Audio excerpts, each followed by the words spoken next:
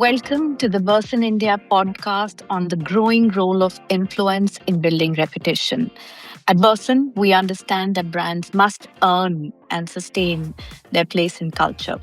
Interestingly, influencers and creators are, of course, critical in helping brands to do this and enabling them to participate credibly in the conversation and build the communities that really matter. Currently, we believe 3 out of 4 brands across India are using influencer marketing. And this is based on an industry report that came out recently. And the industry is expected to cross something like 350 million USD, 375 INR crores by the end of 2026. So that's a big chunk of the communications business that we're talking about. But obviously, the most effective partnerships are never accidental. These partnerships with influencers are built on a genuine understanding of where the brand is and what's the credibility, and do they really have a right to belong in the space they're looking at. Earlier this year, in March, Burson created a newly created role of the Global Chief Social and Influence Officer, appointing none other than Matt Buchanan to lead this work, a very clear signal of where we believe the future of modern communications is headed. And today, I am delighted to have with us Matt to this Burson India podcast. Welcome. Thank you. Is going to discuss his vision for the role that he's playing, the growing importance of social and influence in building reputation, and also, I think, what he's observed in his time with us here in Asia Pacific. With over 2.5 decades, Matt, I'm not going to give away your age, but 25 years plus of experience. You really bring together the right elements of strategic communications, experience spanning across consumer brands, technology, professional services, healthcare. Like many of us, you've been across multiple sectors.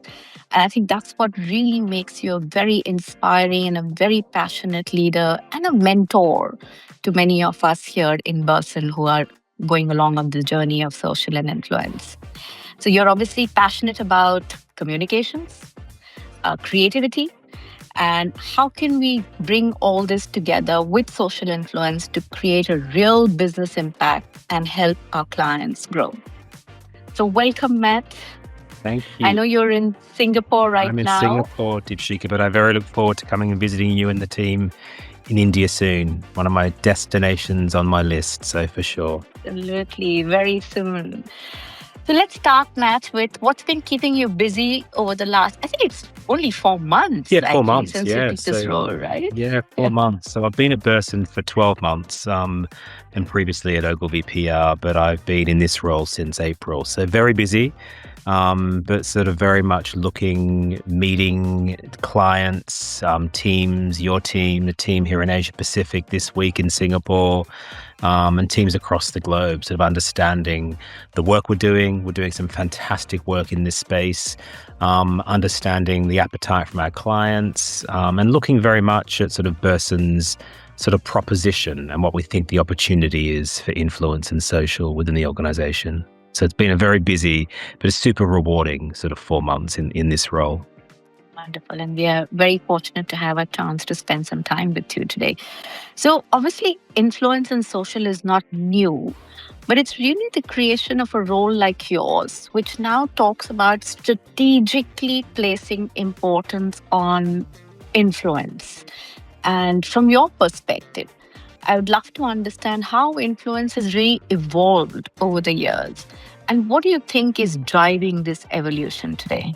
Yeah, it's a great question. I think it's really interesting influence, isn't it? Because if you think, I've been working in PR agencies, as you say, for 20 odd years, in Australia and also in global roles. And if you think of the way that influence has exploded in just a decade, it is phenomenal. I think the growth that we've seen there. And I think it reminds me of what we went through as agency leaders when social and digital did the same thing sort of 10 10, 15 years ago. And I think what we're seeing in influence, which is exciting, I think, for all of us within the agency community and communications, is it becoming a much more strategic function. I think in the early days of influence, when I was at Ogilvy, where we had a strong influence offered there as well, I think what was interesting then, it was more of just an amplification channel. It was almost using influence the way in which you might use media relations, sort of just as a storytelling sort of technique, or almost an amplification. If we're doing this, we need 3 or 4 influencers to sort of talk about this piece of work or this brand or this product. And I think what we're seeing now in a super sort of fragmented media landscape is influence operating at a much more strategic level, which I think is necessary and exciting for the industry. And I think the point of view that I have that we're building here at Burson is that influence is far greater now than simply the creator economy alone. And it's far greater than simply sort of paying for influencers to endorse a product. I think influence is, we've been doing as communications professionals, we've been influencing people for decades. Harold Burson, the founder of our agency, was an influence expert back in sort of the day as well. Early 1900s. Exactly. Yeah. So I think it's really interesting. The word influence is not new to us as PR professionals and communications professionals, because, we really believe that sort of voices do different jobs in the industry that we're working in. Some voices uncover and surface insight, some shape culture and drive conversation, and others, simply are there to support sort of credibility within specific communities. So I think influence is a much broader word than simply the creator economy. And as a result, I think it's becoming a much more strategic function within communications. I'm going to probe a little bit more on this strategic bit, because what I hear you saying is, of course, brands have, and we as communicators have been using influencers now for almost a decade. But it's really now the whole strategic thinking is taking front and center stage, right? So can you explain that a little bit more for our audiences, Matt? Yeah, no, definitely. I think it's a fundamental part now, I think, of any strategic communications plan. And a lot of the work that we're doing here at Burson, like I said, probably even 5 years ago, influence was one part of the communications mix, and often more of an amplification piece than a strategic pillar. But what we're finding now is clients want coming to Burson, whether it be for standalone influencer work, so more influencer strategy, the way in which we're using influence, I think, when it comes to corporate communications. The opportunity for influence in healthcare communications is really interesting in highly regulated categories, which requires a much more strategic approach, for sure, I think. So therefore, it's less about just find us 3 or 4 influencers to amplify a message or to support a piece of work. It's fundamentally a much more strategic part of what we're doing. And it's part of a channel plan as well, I think, in that the role of influence, the role of influencers is much more prevalent in most of the communications plans that we're doing. And I think what we talk about at Burson is sort of, as opposed to sort of simply influencers, we talk about total influence. So looking at an organization's or a brand's holistic viewpoint of the role that influence plays in their communications mix, which is, again, sort of total influence beyond simply the creator economy alone. Right. And going beyond just consumers and customers and touching a lot of other stakeholders, which could include employees, partners, government stakeholders. Yeah, absolutely. I think and they are influencers in their own right. I think you touch on it there, Deepshikha, really well, which is the role of employees. Your employees are influencers. They are very powerful in carrying an organization's messages. They have their own influencer communities that they're talking to, advocacy amongst employees, advocacy amongst NGOs. If you think about the healthcare space, the role of healthcare professionals in carrying an organization's messages is as important as consumer sort of content creators. Hence the sort of the phrase that we're using, which is total influence, looking beyond simply creators.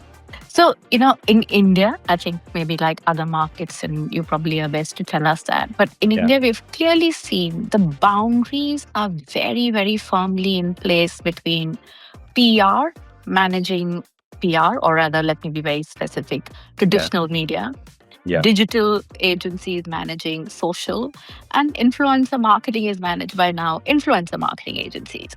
So for a brand, how do you think they need to navigate now? And what would be the cost of keeping these as separate programs rather than looking at them all coming together as one to drive repetition?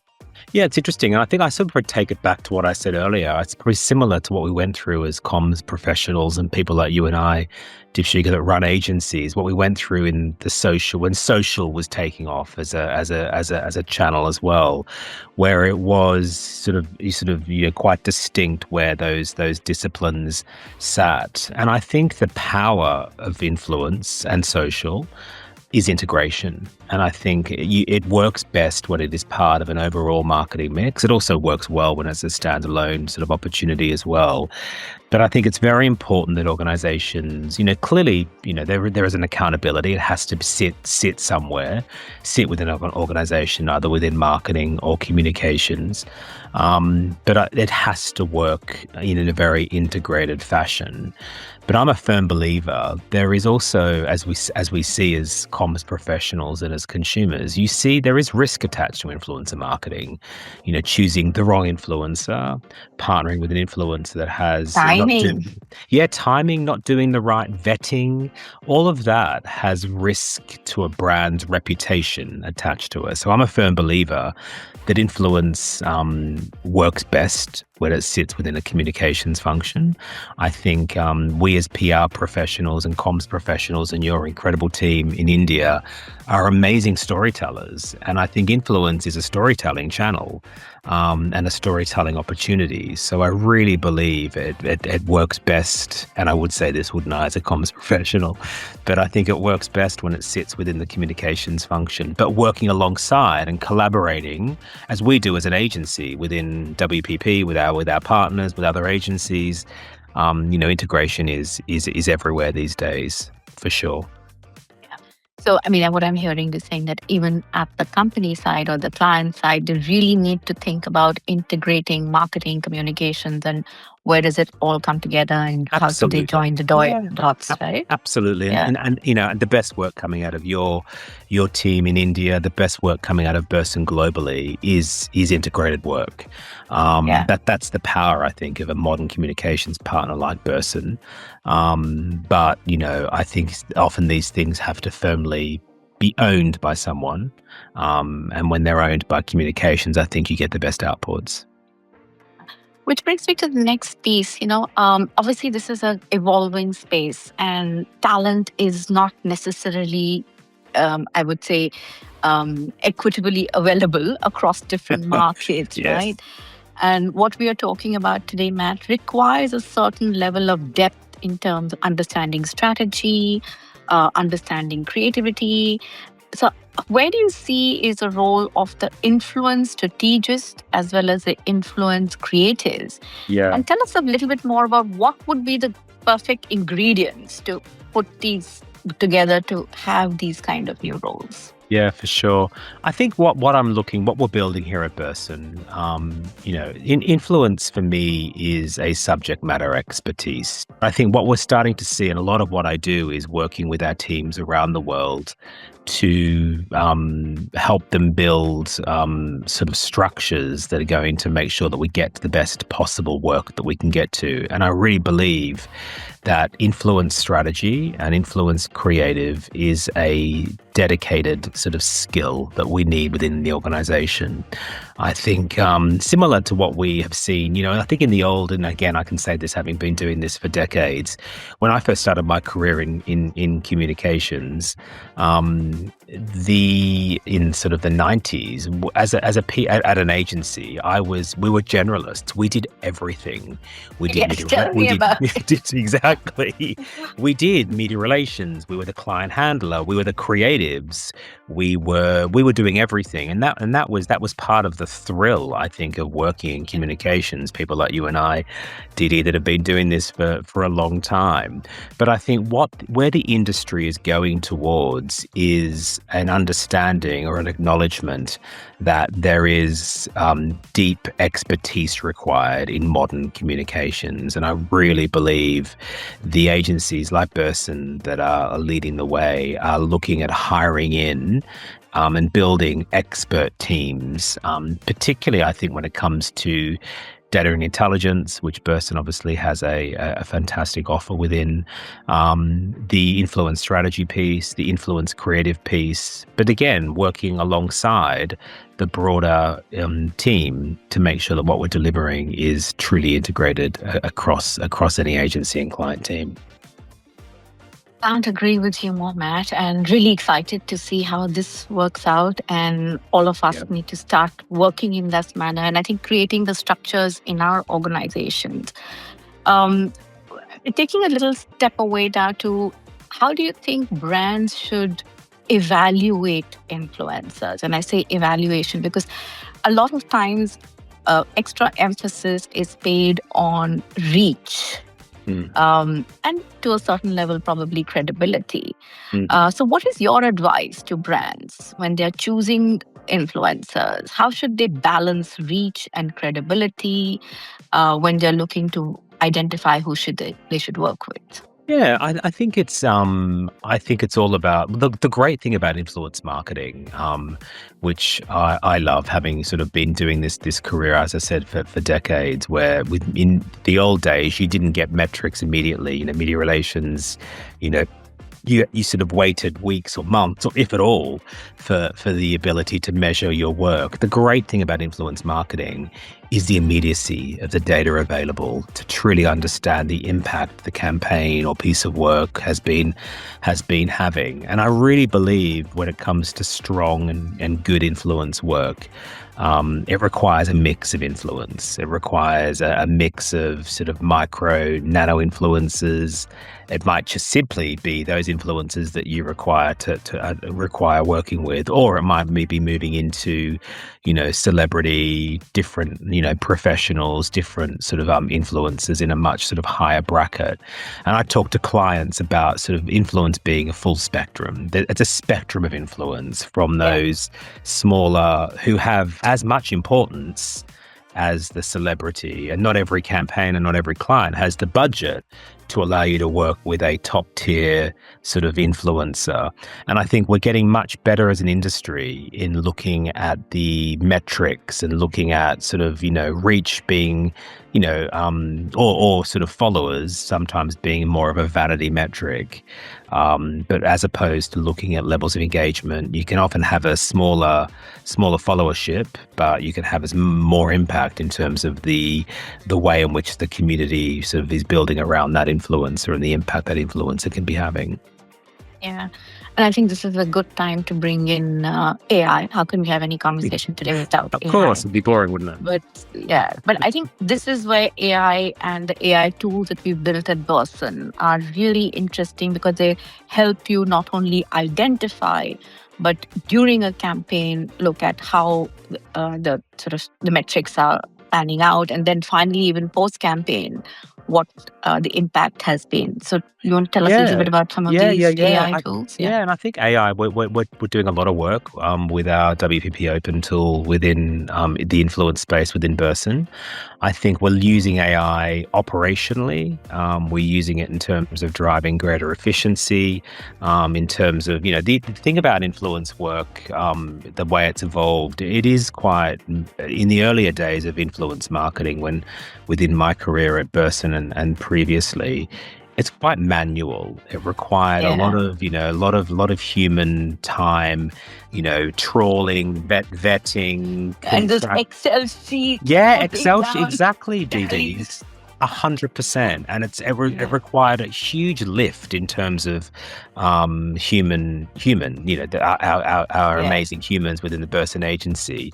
And I think how we're using AI now is very much sort of streamlining the process, using AI to make sure that we are building agents to look at, would that content resonate with that influencer? We're building specific agents around what we're looking to communicate, through a campaign to see whether the content would resonate with that audience and with that influencer. So for example, we're also using it operationally to really make sure that we are taking a lot of the heavy lift out of what used to be done by our people, to ensure that our people are putting their time and energy into the right things of building longer term relationships with the influencer community, to make sure that we're getting the right brief, to make sure that we're using our people to make sure that the content is absolutely spot on. And then AI is supporting as opposed to sort of doing all the heavy lifting. I'm a huge believer in sort of the phrase that I use is sort of magic versus magic and machine. I think there's a real magic to what we do as communications professionals at Burson. There's a magic to successful influencer campaigns, but the AI and the machine can absolutely make us more efficient, and make sure that we are focusing on the right things as opposed to spending our time, as you said, deep in Excel spreadsheets, looking at sort of the vetting required for influencers. One last one I'm going to ask you, because I know we are on limited time today. But so most brands believe that influencer marketing or influencer engagement is sort of the domain of the consumer brands or FMCG brands. And in true honesty, they're the ones who've been using them quite a bit over the last decade or so. But we clearly see that shifting now. So just wanted, as your last bit of thoughts on what about B2B brands and how do they look at influencer marketing?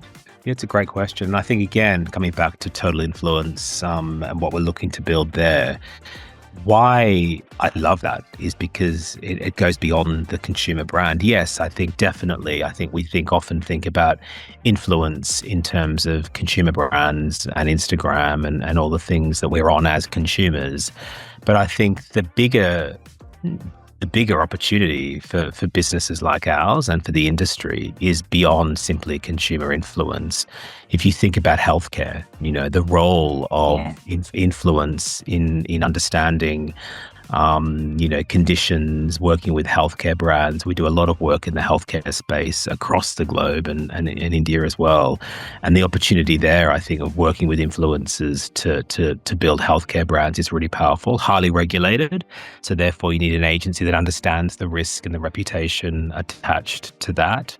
I think we're seeing a lot of work moving into the B2B and the corporate influence space as well, which is exciting. I think, and also thinking about the role of influence when it comes to public affairs, to stakeholder engagement, advocacy, employee engagement, all of that. So I think what is interesting and what we're looking to build within Burson, which would be super exciting in the coming months, is products moving beyond simply consumer influence and moving into the B2B corporate healthcare space. Even example, the role of influence when it comes to helping an organization manage any crises. In the old days, again, crisis management was very much about media relations and journalists, but definitely now you need to look at the role of influence in helping an organization manage any crisis or protect or keep a crisis out of the public domain as well.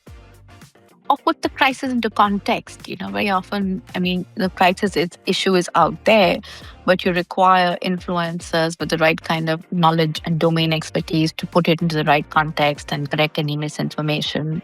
Absolutely. And I think what we see nowadays, don't we, in India and across the globe, we see often crises beginning in influence on those platforms, beginning Almost on always. absolutely Yeah. beginning in X Yeah. or within Instagram, Insta, yeah. or a brand potentially, sort of a bit of a misstep of using the wrong influencer potentially, and that it's often potentially influence marketing can be the cause of the crises as well. So I think there's definitely a role that we're looking to build within Burson, which we're already doing, obviously, work on, looking at how we can use those platforms to help brands with crises and corporate communications as well.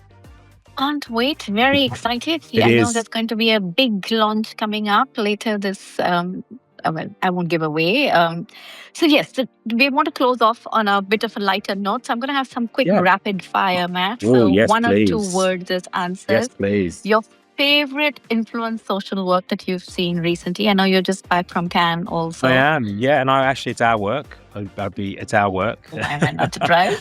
And I think it's the way in which we won a Grand Prix for it at Cannes, and it's our work with KitKat where we partnered with our partners within WPP. And I think the way in which we used influencer, the way in which we use content in the KitKat heist, that's an example. We won the Grand Prix for crisis communications at Cannes, and the way in which we worked with influencers in the consumer space primarily to kickstart that campaign and to get consumer participation is something we're really proud of.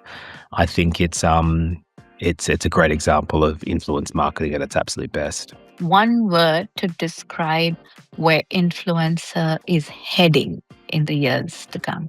It's a great question. Growth, I think, is the word I would use. I think it's continuing. Maybe it's many words, Diddy, but it's evolving, and I think it's growing, and I think it's a very exciting time for all of us in the PR and communications industry to work within this space. And finally, Matt, if you were not doing this, what would be your other passion job that you would love to do? It often surprises people, but I still love it, and maybe it's part of why I love the job that I do here within Burson. I would be a teacher. I wanted to be a teacher my whole career. When I was at school. My parents are both teachers, and it's all I ever wanted to do. And then I did quite well at school, and my parents were like, "We're not letting you go. We're not letting you be a teacher." But I know, in a way, what I love about the job that I do with your team in India and the teams around the world. It's sort of the best of both worlds. I love what I do now. I have you are teaching this whole new generation. Yeah, and there's 4,700 people across Burson who are waiting to learn all the new work in social influencer. So yes, you're doing both jobs. Yeah, I'm doing both. So I'm bringing people with me. I love the leadership part of what I do. I like building communities. I like showing people new and exciting things. And maybe in a way, I've found a job that sort of allows me to combine what I wanted to be when I was 17 with what I'm doing now in my early 50s. Lovely. So we're going to bring you to India soon so that you can teach cannot wait. all of us here. And I love what you guys do down there. You've got an amazing team, and we're so proud of our Burson India family. So thank you for all that you do down there, and I can't wait to come and visit you all soon. Thank you so much, Matt. It's been delightful speaking to you today. Take care. Thanks. Have a good Take care. rest of Thanks your very trip. much. Take care. Bye-bye.